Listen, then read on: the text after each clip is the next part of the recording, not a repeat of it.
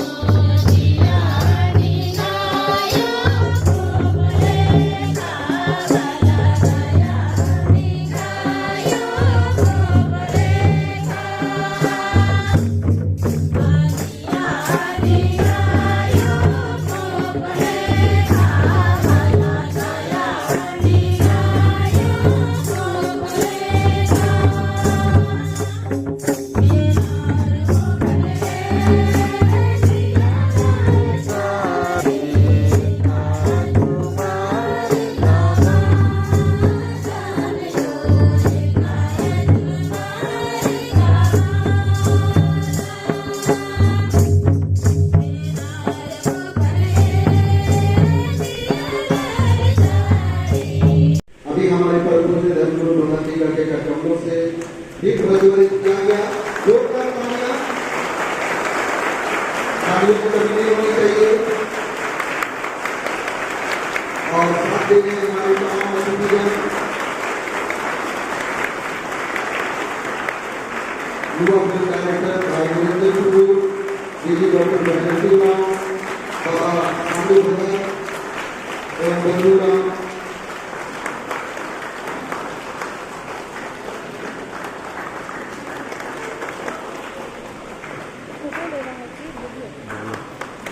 जोरदार तालियां हमारे युवा फिल्म डायरेक्टर कल्याण जी के द्वारा एक बनाया जा रहा है और हमारे जी डॉक्टर बनर्जी राव के द्वारा सेमिनार में आप अच्छी अच्छी बातों को सीख के जाएंगे। हर बात आपके लिए सीखने योग्य होगा।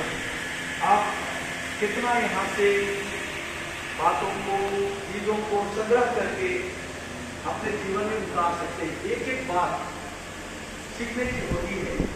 मैं आपसे भी सीखता हूँ हर एक चीजों से और इसलिए सीखने का जानने का कोई उम्र नहीं होता है।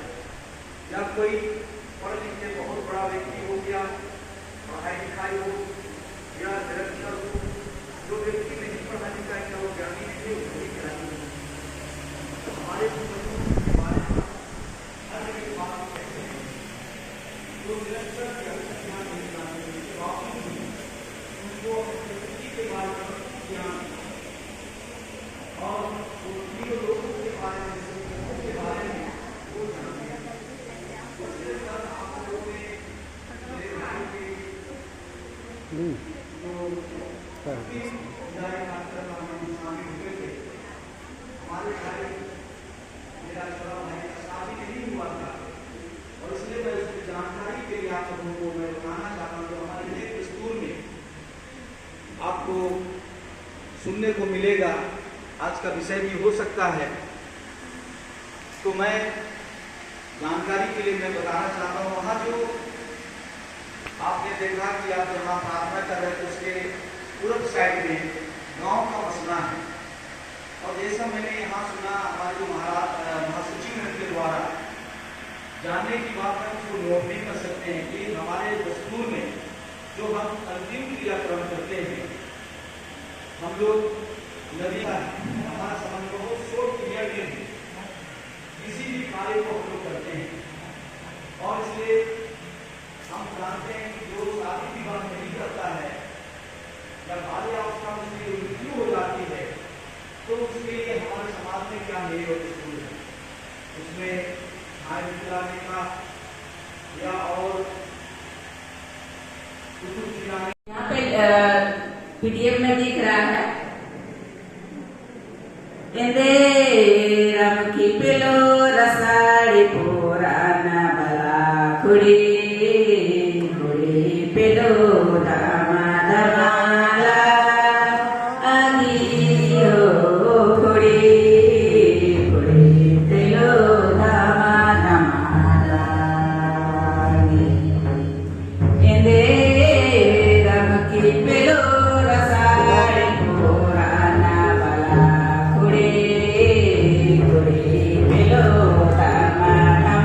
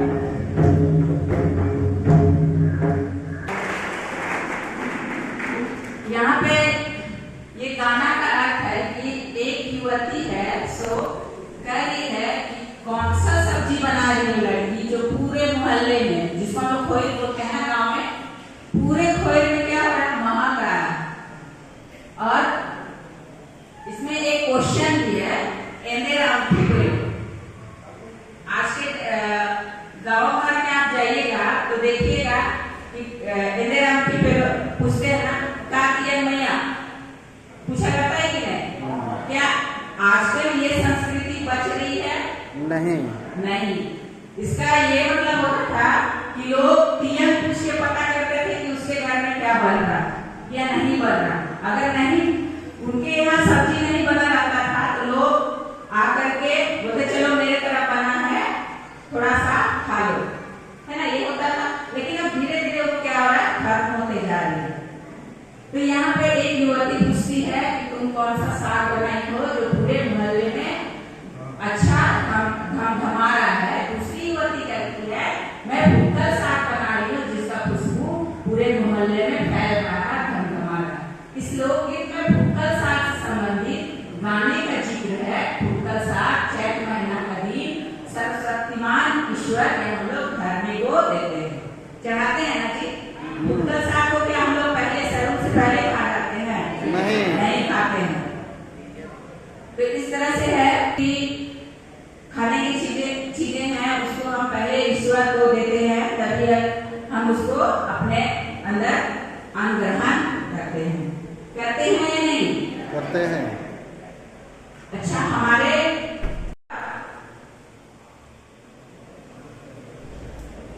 ठंडा के दिन और क्या क्या मिलता है? चलिए, फिर गर्मी के दिन में लोग आम भात खाते हैं, गेहूं का रोटी, भात, पानी भात, है ना। और बरसात के दिन में हरी साग सब्जी, चावल, ये सब सारे चीज खाते हैं।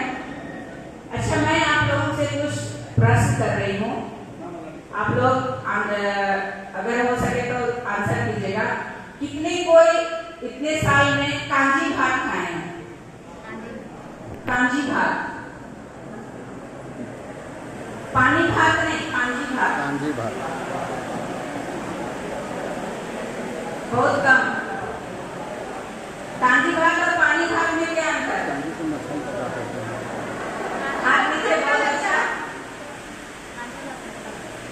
कांजी भात ये होता है कि रात का पकाया हुआ भात को पानी डाल के 12 घंटा या 24 घंटा ये या 2 दिन के लिए छोड़ दिया जाता है ना। छोड़ देने के बाद चावल में जो विटामिन B12 है वो सारे पानी में क्या करते हैं, घुल जाते हैं, जो हमारे शरीर के लिए, हीमोग्लोबिन के लिए बहुत ही अच्छा फायदेमंद है। उसके साथ में हम खट्टा के रूप में या तो दही डालते हैं या फिर भुक्कल का साग, जो हमारे पाचन के लिए और पेट के लिए बहुत ही फायदेमंद है या नहीं? पानी भात तो अक्सर हम गर्मी के दिन में तुरंत पानी डाले और नमक डाले, प्याज डाले और खा गए। पानी भात का कॉन्सेप्ट अलग है, कांजी भात का कॉन्सेप्ट अलग है। कांजी भात हमारे दादा या मेरी माँ बहुत खिलाती थी। कांजी भात में ज्यादा एनर्जी है, ठीक है, जिसको हम लोग बासी भात बोल के आजकल फेंक देते हैं। फेंकते हैं कि नहीं? और आज के मिल रहा है वो पॉलिश चावल क्या करता है, सारे गुण को मार देता है। मारने से उसमें जो है पोषक तत्व खत्म हो जाते हैं और हम सिर्फ भूसा खाते हैं, है ना।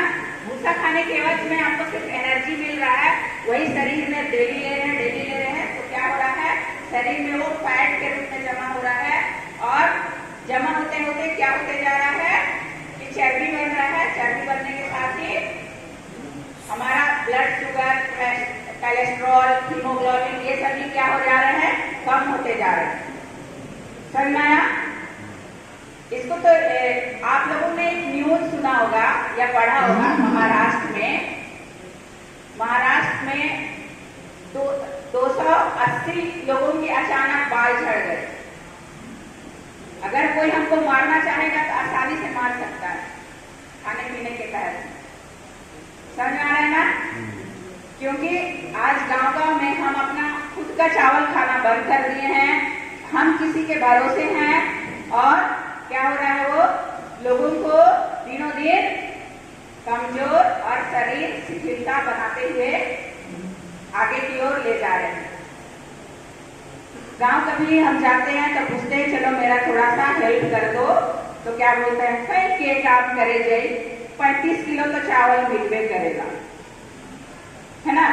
तो ये जो है क्या कर रहा है, शरीर को दिन ब दिन हमारे शरीर को शिथिल और कमजोर करते जा रहा है। खाने से उसकी मात्रा गेहूं में अधिक होने के कारण क्या हो गया, शरीर में अधिक गया और वो सभी का बाल झड़ गया, है ना। तो इस तरह से बहुत से ऐसे बीमारी है जो हम खा सकते हैं। बहुत से ऐसे भाई हैं जो जीवित रह सकते हैं, जो कि वहाँ का जानकारी होगा, है ना। करना हाँ या नहीं,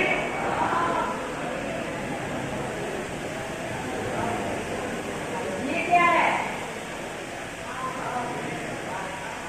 ये क्या होगा, ढेंगराज है, क्या है, ढेंगराज है। ढेंगराज जिसको ऐसे चलते फिरते कहीं भी मिल जाता है। इसको लगाने से बाल हमेशा काले रहते हैं, बाल नहीं झड़ता है और पकता नहीं। निरंजन दादा का चल रहा है। चले नहीं ये सुनिए, ढेंगराज को हम पीस के इसको सुखा, इसको हम खा भी सकते हैं और बाल में लगा भी सकते हैं, है ना। अभी तक मेरा बाल में हम कभी भी कोई भी केमिकल नहीं डाले हैं। हम सिर्फ अपने आसपास जितने चीज मिलते हैं उसी को डालते हैं, क्योंकि हमारे बुद्धे में इतना कुछ हमको दे के गया है। घासी हमारा जड़ी बूटी है। ये जो बालपत्री की समस्या ढेंगराज डालिए, लाइटिफाइया हिंदी नाम है महुआ, पूर्व नाम है मदगी, और उसका पोषक तत्व देखिए, प्रति 100 ग्राम में ताजा महुआ में 1.6 ग्राम क्या मिलता है, वसा मिलता है, और खनिज लवण है 0.7 मिलीग्राम, और कार्बोहाइड्रेट है 27.7 मिलीग्राम, ऊर्जा है 111 ग्राम, और कैल्शियम है 45 मिलीग्राम, फास्फोरस है 20 मिलीग्राम, लोहा है 0.2 मिलीग्राम। इसमें आयरन की मात्रा अधिक है। अब इसका पकवान हम कैसे बनाएंगे, किसका, महुआ का। इसे लड्डू बनाकर खा सकते हैं। कितना कोई खाए, बहुत ही टेस्टी लगता है, बहुत ही अच्छा लगता है। आप कभी अपने घर में बना के खाइए या फिर आदिवासी स्टोर में लगता है उसमें जाके आप खा सकते हैं। जो मछली पकड़ के चिपका इतना अच्छा मसाला डाल के चिपकाए हुए उतना अच्छा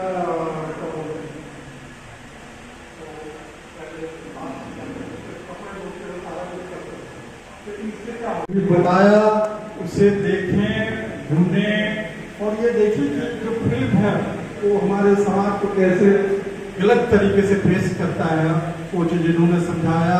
अभी आप में से अगर मान लीजिए 2-4 लोग भी इनके बताए चीजों को आपने अगर अपने दिल में, हृदय में, दिमाग में अगर सोख कर उसको रखा होगा तो आप जरूर कुछ करेंगे और ऐसा कर सकें।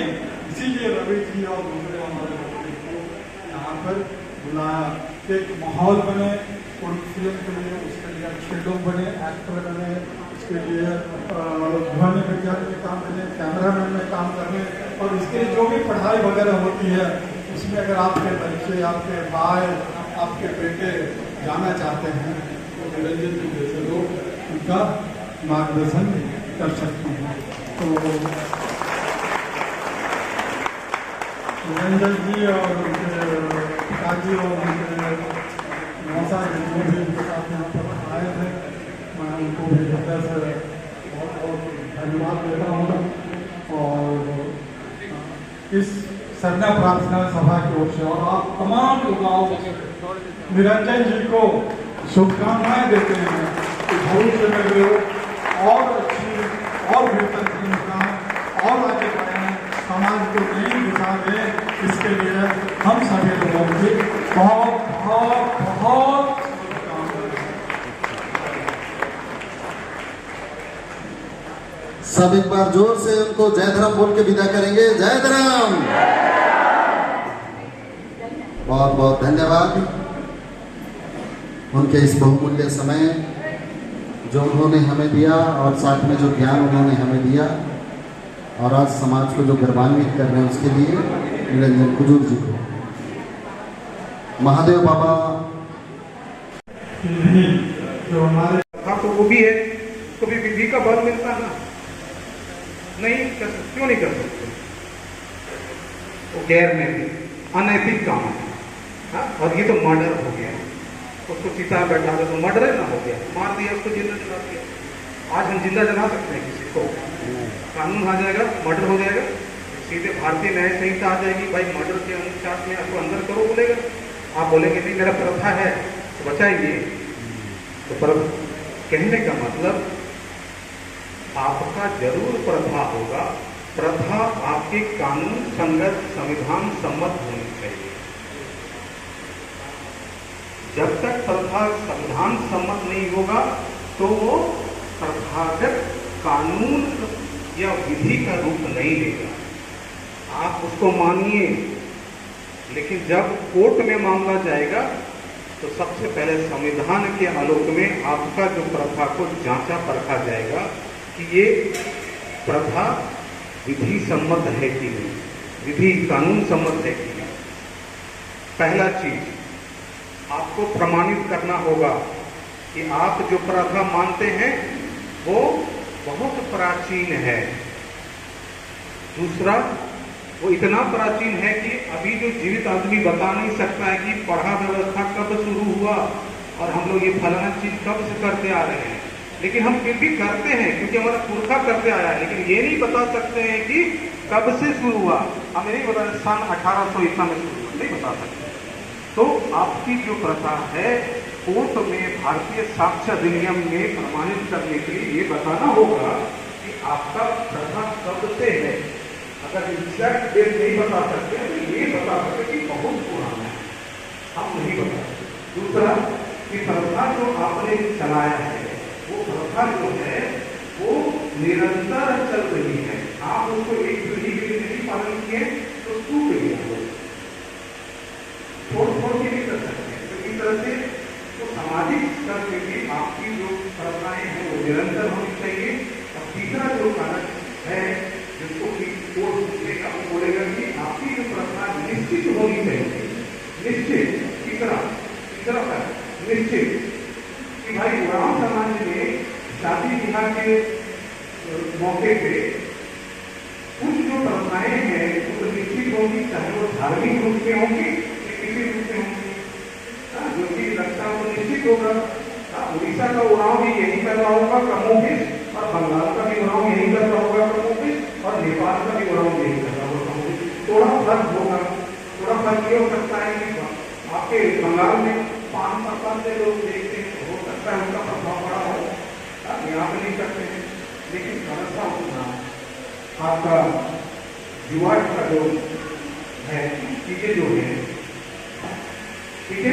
उसी तरह से वो कहता है कि आपकी प्रथा जो को प्रमाणित करेंगे वो उसका वो यूनिफॉर्म होना चाहिए, एक रूपता होनी चाहिए, ठीक है। अलग जगह अलग, इस जगह अलग समुदाय विधि लेकिन परंपरा अलग, ऐसा नहीं होगा।